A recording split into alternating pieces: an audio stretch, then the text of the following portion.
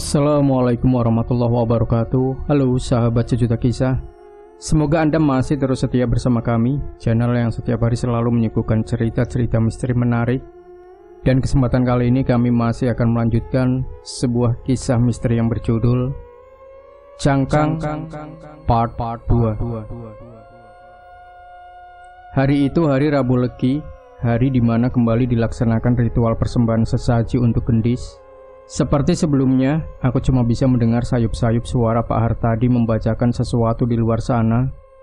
Karena selama ritual itu berlangsung, aku diminta untuk diam dalam kamar demi terjaganya kesakralan ritual itu. Tapi malam itu, aku tak kunjung bisa tidur akibat mencium aroma bakaran dupa dan kemenyan yang jauh lebih menyengat dari yang biasanya tercium. Dalam gelisahku yang tengah berusaha untuk memejamkan mata, sayup terdengar suara seorang wanita seperti sedang melantunkan kidung. Suaranya mengalun timbul tenggelam di tengah keheningan malam. Terasa menyayat hati, membuat bulu kuduku meremang berdiri. Siapa yang nembang malam-malam begini? Tiba-tiba dari celah pintu kamarku yang sedikit terbuka, sudut mataku seperti melihat bayangan yang sekilas melintas. Sudut mataku seperti melintas bayangan yang sekilas melintas di luar sana. Aku yang penasaran segera melongo keluar untuk memastikan apa yang baru saja aku lihat. Dan betapa diriku jadi terdiam bagai terhipnotis. Di sana dekat ruang tamu ada sosok wanita dengan tubuh bagai kaca. Di sana dekat ruang tamu ada sosok wanita dengan tubuh bagai kaca bening yang tembus pandang, bergerak perlahan bagai mengambang di tengah temaramnya lampu ruangan, lalu menghilang. Ada apa, Pram? Tanya Mbok Sum yang entah dari mana tiba-tiba saja sudah muncul di dekatku, membuatku seolah tersadar kembali ke dunia nyata. Mbok, tadi saya lihat seperti ada bayangan aneh lewat ke arah sana, sahutku sambil menunjuk ke arah bayangan tadi melintas. Bayangan apa? Balas Mbok Sum sambil melirik ke arah yang kumaksud. Aku terdiam tak langsung menjawab, karena sebenarnya diriku juga tidak terlalu yakin dengan apa yang baru saja kulihat. Apa ada hantu di rumah ini? Sudah, kamu masuk sana, sudah malam, pinta Mbok Sum yang langsung aku iyakan. Namun belum sempat aku berbalik, mataku malah tertuju kepada butiran-butiran tanah yang nampak bertaburan di lantai bagai membentuk sebuah jalur. Tanah? Dari mana asalnya? Aneh. Keesokan harinya, seperti biasa, sejak pagi aku sudah bangun dan segera melakukan pekerjaanku sehari-hari. Tapi pagi itu, terlihat gendis yang sedang duduk-duduk di teras, sesuatu yang tak biasa dilakukannya. Aku yang sudah berhari-hari tak pernah bertemu dengannya, coba bersikap ramah dan langsung menyapa. Dis, tumben, pagi-pagi begini sudah duduk-duduk di situ. Tapi dia tak menjawab, cuma sekilas melirik, lalu bangkit dan langsung masuk ke dalam rumah. Gendis kenapa ya, Mbok? Tanya aku kepada Mbok Sum ketika kami berpapasan. Memangnya ada apa? Sautnya malah balik bertanya. Tadi dia duduk-duduk di teras, nggak biasanya dia begitu. Lalu waktu saya tegur, dia nggak jawab, malah langsung pergi. Kan aneh, Mbok. Mungkin dia lagi banyak pikiran. Sudah, kamu lanjut kerja saja, gak usah mikir yang macem-macem, balas Mbok Sum. Tadinya aku juga berpikiran begitu, tapi sikap gendis di hari-hari berikutnya membuatku merasa ada sesuatu yang salah. Dia seolah menjaga jarak denganku. Beberapa kali dia menghindar ketika aku ajak bicara. Keakraban kami yang sudah terjalin selama ini seolah hilang begitu saja. Sedangkan Pak Hartadi nampak telah kembali seperti dulu, tenang dan berwibawa.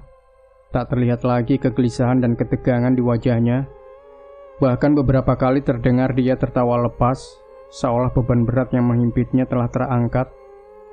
Pram, kemari sebentar, saya mau bicara, pinta Pak Hartadi di suatu pagi ketika aku sedang menyapu halaman. Nggih Pak, ada apa? Hari ini hari Sabtu Pahing. Nanti malam saya punya rencana mau sediakan sesaji untuk kamu. Sesaji untuk saya, Pak? Memangnya ada apa? Gak ada apa-apa, cuma untuk memperingati hari wetonmu. Ini memang sudah jadi tradisi keluarga kami sejak dulu. Dan kamu sudah kami anggap seperti keluarga sendiri. Oh, begitu.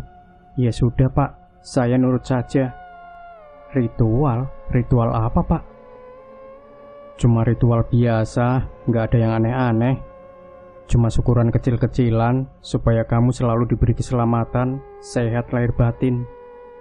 Dan ini nanti bakal rutin diadakan setiap Sabtu Pahing. Kamu paham kan? Paham, Pak. Terserah Bapak saja. Sebenarnya banyak hal yang ingin kutanyakan padanya, tapi aku lebih memilih diam. Seperti yang selalu diajarkan ibuku, kadang dia menjadi pilihan terbaik untuk sesuatu yang belum kita mengerti. Ada kalanya kita cuma harus menyimak dan pelajari. Terlalu banyak bertanya, terkadang malah akan menimbulkan masalah.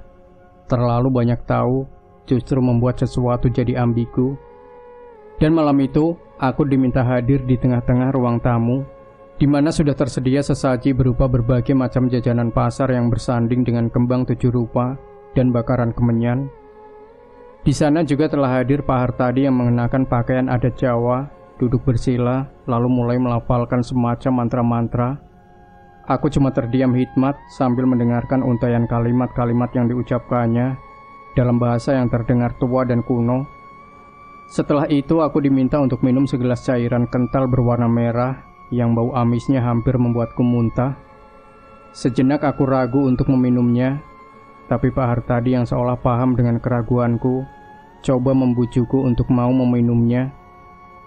Gak apa-apa, itu ramuan khusus, campuran dari rempah-rempah, telur dan sebagainya, supaya kamu selalu sehat walafiat. Jelasnya coba meyakinkanku. Akhirnya sambil menahan nafas, segera ku minum ramuan itu dengan sekali tenggat. Aneh, setelah meminumnya, terasa ada sesuatu yang ikut terminum, sesuatu yang sulit ku jelaskan. Sesaat kemudian pandanganku perlahan mulai memudar. Tubuhku jadi terasa ringan bagi melayang, namun kepalaku malah terasa berat, lalu segalanya berubah gelap.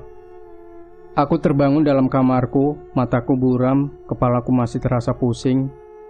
Namun telingaku seolah mendengar suara-suara bisikan yang datang silih berganti dari berbagai arah. Tapi kemudian suara-suara itu terhenti ketika Gendis datang membuka pintu kamar dan langsung masuk, lalu duduk di sampingku. Bagaimana perasaanmu, Pram? Aku diam tak langsung menjawab sambil berusaha bangun dan duduk di atas kasur. Kepala saya masih pusing. Apa tadi saya pingsan? Iya, tadi kamu pingsan. Tapi itu wajar. Artinya ramuan itu bekerja dengan baik. Fungsinya memang untuk membersihkan segala macam penyakit yang ada dalam tubuhmu. Saya juga minum waktu ritual Rabu Legi tempo hari. Tapi kok begitu ya? Sampai bikin pingsan segala? Tanyaku kembali. Iya, memang reaksinya seperti itu. Tapi jangan khawatir, gak apa-apa kok. Nanti kamu juga akan terbiasa. Ya sudah, Pram. Kamu berbaring saja, saya pamit dulu. Gendis selalu pergi meninggalkanku yang jadi bingung dengan sikapnya yang berubah-ubah. Dia yang belakangan ini sempat menjauh, kini tiba-tiba kembali akrab, seolah tak pernah terjadi apa-apa. Dan dia memanggilku Pram. Pram, tolong kamu bawa ini ke kamar khusus. Pinta Mbok Sum sambil menyerahkan nampan berisi semangkok bubur untuk Ibu Gayatri. Ke kamar khusus, Mbok? Saya boleh masuk ke sana? Sahutku coba memastikan kalau aku tak salah dengar. Iya, gak apa-apa. Sudah dapat izin dari Pak Hartadi. Tapi hati-hati, jangan sampai Ibu Gayatri terganggu, balas Mbok Sum. Walau masih dengan hati bimbang, aku segera menuruti perintah Mbok Sum. Tapi kian dekat ke sana, perasaanku malah makin tak karuan. Aku tak tahu kenapa, entah karena gugup atau malah takut, karena selama ini aku dilarang untuk mendekat. Sesampainya di depan pintu kamar yang berukir itu, sepintas telingaku mendengar suara-suara berbisik dari dalam sana. Sejenak ku terdiam, coba menyimak, tapi suara-suara itu malah menghilang. Permisi, Bu. Saya bawa bubur untuk Ibu.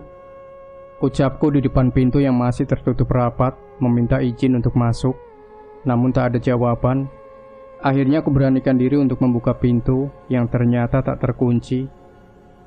Saat pintu terbuka, aroma kemenyan spontan menyeruak keluar, masuk menusuk rongga hidung, serasa tembus ke otak.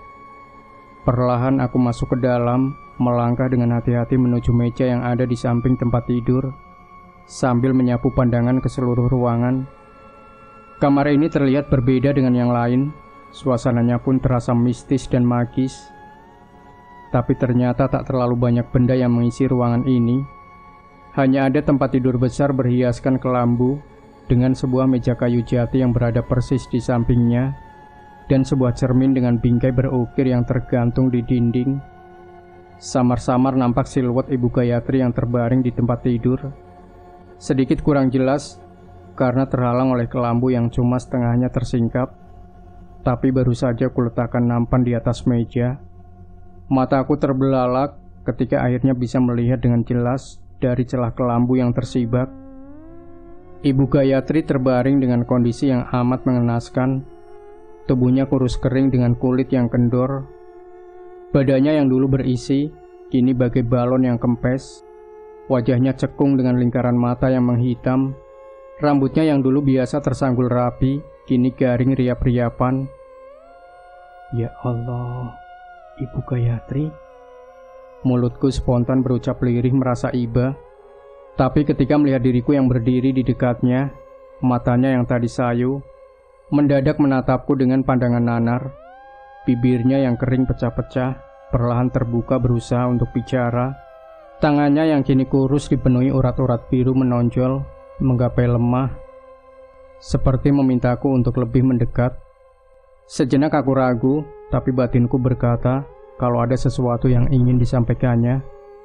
Akhirnya aku beranikan diri duduk bersimpuh di samping ranjang, mendekatkan telingaku, siap mendengarkan apa yang ingin diucapkannya. Pergi. Dia berkata putus-putus dengan hembusan napas yang lemah, hingga aku tak mampu menangkap dengan jelas apa yang baru saja diucapkannya. Pergi. Apa dia baru saja bilang pergi? Apa dia tak suka dengan kehadiranku di kamar ini? Tapi ketika diriku masih menerka-nerka, terdengar suara gendis yang sudah berdiri di belakangku. Pram, kamu sedang apa? Aku spontan menoleh. Gak apa-apa, Dis. Tadi saya diminta Mbok Sum bawa bubur ke sini. Lalu tadi Ibu Gayatri seperti mau bicara, tapi kurang jelas. Ucapku lalu bangkit, kemudian mundur selangkah. Namun wajah Ibu Gayatri malah jadi ketakutan saat gendis mendekatinya, lalu duduk di atas ranjang, persis di sampingnya. Ya sudah, sekarang saya mau mengganti pakaian ibu dulu. Kamu lebih baik keluar saja, pinta gendis sambil memandang ke arah Ibu Gayatri yang terlihat makin ketakutan. Mbok, sebenarnya Ibu Gayatri itu sakit apa ya? Badannya kok sampai kurus kering begitu? Ucapku memberanikan diri bertanya sesaat setelah kembali ke dapur. Mendengar pertanyaanku, wajah Mbok Sum nampak berubah. Dia terlihat tak senang. Sudah Pram, kamu gak perlu banyak tanya. Nanti kalau sampai Pak Artadi dengar, beliau bisa marah loh. Balas Mbok Sum mengingatkan. Maaf Mbok, sautku spontan menunduk. Tugas kita di sini untuk kerja, melayani keluarga ini. Jadi nggak perlu banyak tanya. Tambahnya lagi sedikit ketus. Aku mengangguk mengiyakan. Sedikit jadi tak enak dapat teguran seperti itu. Tapi tetap saja batinku masih dipenuhi pertanyaan tentang apa yang sebenarnya menimpa Ibu Gayatri. Andai saja tadi aku tak melihat kondisi beliau, mungkin aku tak terlalu risau. Tapi setelah tahu betapa kondisinya begitu menyedihkan, rasanya tak salah kalau aku bertanya-tanya mengapa beliau dibiarkan begitu saja tanpa mendapatkan pengobatan yang layak. Sejak hari itu, beberapa kali aku diperbolehkan kembali masuk ke kamar itu untuk berbagai macam keperluan. Dan seperti saat sebelumnya, Ibu Gayatri seperti selalu berusaha menyampaikan sesuatu dalam kondisinya yang kian payah. Tapi setelah kesekian kalinya, Ibu Gayatri sudah tak mampu lagi bergerak atau bahkan hanya untuk sekedar membuka mulut. Dia cuma bisa diam sambil menatap diriku dengan matanya yang kian sayu. Tanpa terasa situasi itu terus berlanjut hingga akhirnya datang kabar duka. Ibu Gayatri meninggal dunia. Seisi rumah berkabung dengan kepergiannya. Aku bahkan merasakan kehilangan yang sama seperti saat ibuku meninggal dulu. Proses pemakaman pun kembali dilaksanakan secara tertutup. Hanya beberapa orang saja yang nampak menghadiri proses pemakaman sekaligus membantunya hingga selesai. Jenazah Ibu Gayatri dimakamkan di samping makam almarhum Mas Putra yang berjajar rapi di samping makam mendiang Raden Mas Joyodiningrat dan Gusti Ayu Probowati. Sebenarnya ada satu makam lagi yang juga berada di situ, satu makam dengan nisan tanpa nama dan terlihat jauh lebih tua dari makam yang lain. Dulu aku sempat menanyakan perihal makam tersebut kepada Mbok Sum, dan dia cuma menjawab kalau itu adalah makam dari kerabat Raden Mas Joyodiningrat. Tapi setelah 7 hari kematian Ibu Gayatri, suasana rumah kembali normal seperti sedia kala. Tak lagi nampak wajah-wajah sedih dan murung, seolah-olah tak pernah terjadi apa-apa di rumah ini. Aku protes, tapi cuma berani dalam hati. Jujur saja, aku tak suka dengan sikap mereka itu. Ini yang meninggal Ibu Gayatri, dia ratu di rumah ini. Semestinya mereka berkabung lebih lama ketimbang saat Mas Putra yang cuma anak angkat itu meninggal dulu.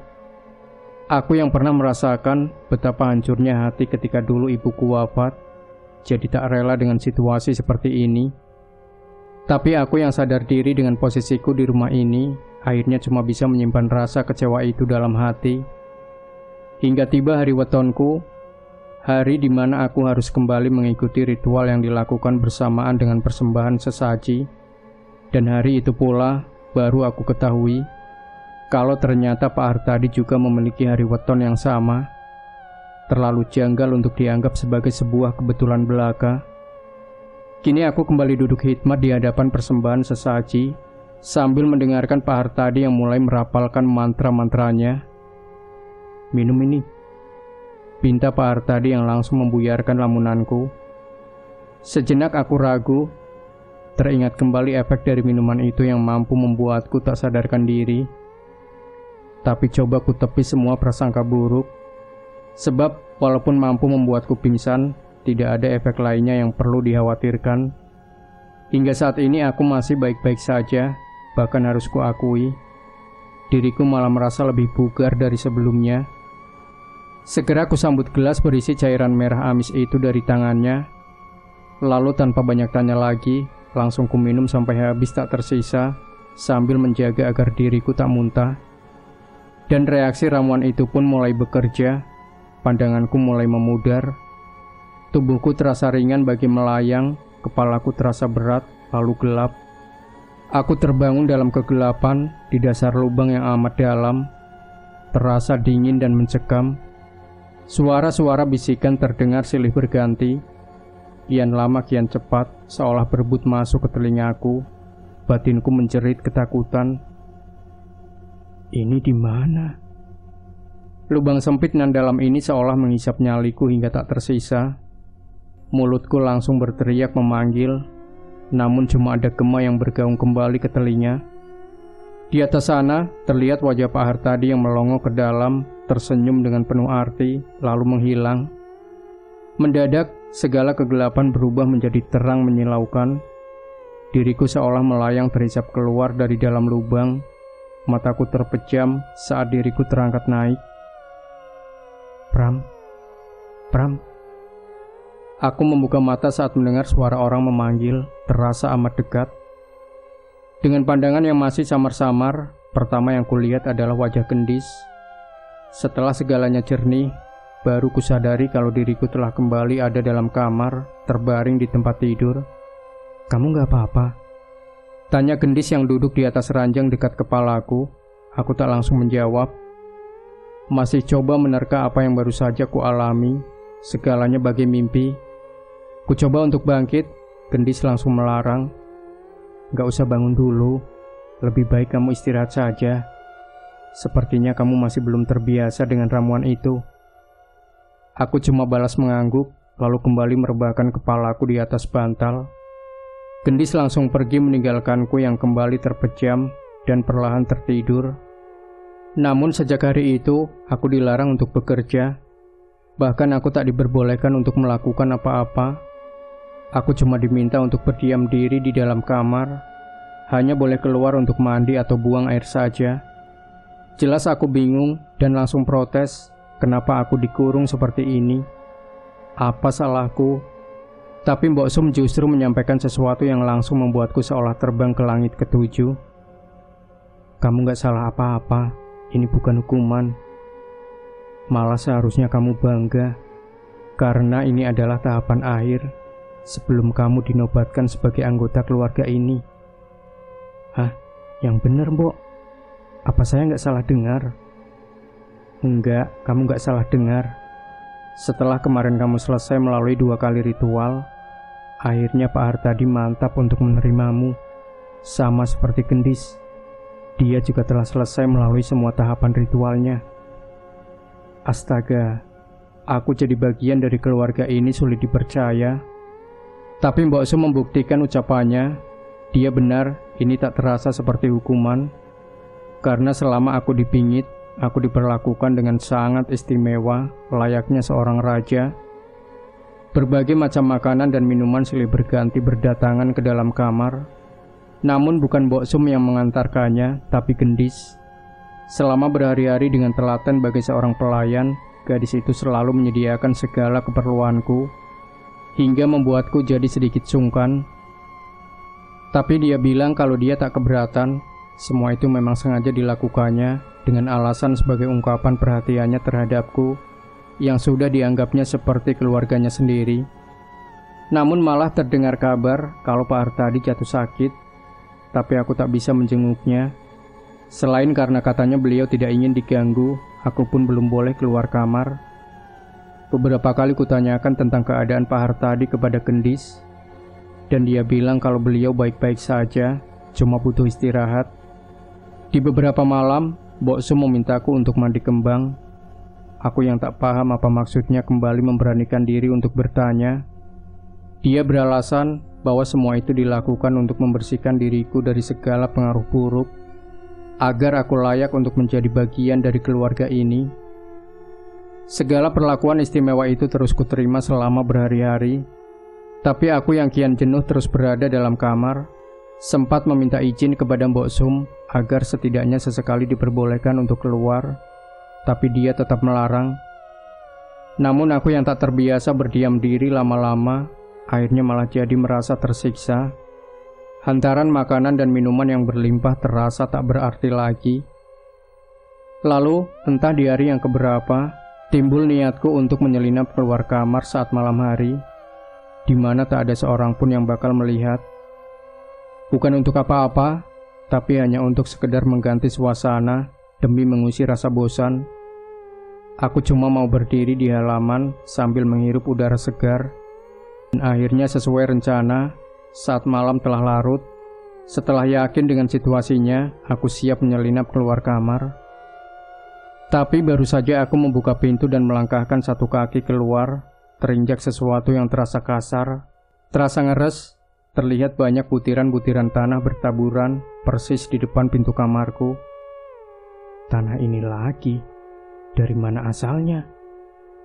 Aku penasaran karena segalanya sama persis seperti yang pernah kutemui dulu. Tanah itu bertaburan bagai membentuk sebuah jalur. Dan kali ini aku ingin tahu kemana jalur itu menuju. Perlahan sambil mengendap-endap, kutelusuri jalur taburan tanah itu mulai dari depan pintu kamarku, terus melewati ruang tamu, hingga akhirnya berhenti pada sebuah kamar dengan pintu berukir, kamar khusus. Di situ aku terdiam. Aku ragu karena taburan tanah itu sepertinya terus berlanjut masuk ke dalam. Aku tak berani masuk. Aku kecewa, rasa penasaran ini tak terobati. Tapi situasi yang tak memungkinkan membuatku memutuskan untuk kembali ke rencana awal, pergi keluar menghirup udara segar di halaman. Tapi baru saja aku berbalik, aku tersentak mundur ketika melihat Mbok Sum yang laki-laki telah berdiri di belakangku. Kamu mau kemana? Kenapa keluar kamar? Tanya wanita itu dengan nada sedikit marah. Maaf, Mbok. Saya cuma mau cari angin. Di kamar sumpek. Jawabku sedikit gugup. Dia tak langsung menimpali seperti yang sering dilakukannya, malah memandang ke arah lantai, lalu ke arahku, seolah sedang menduga apakah aku melihat hal yang sama.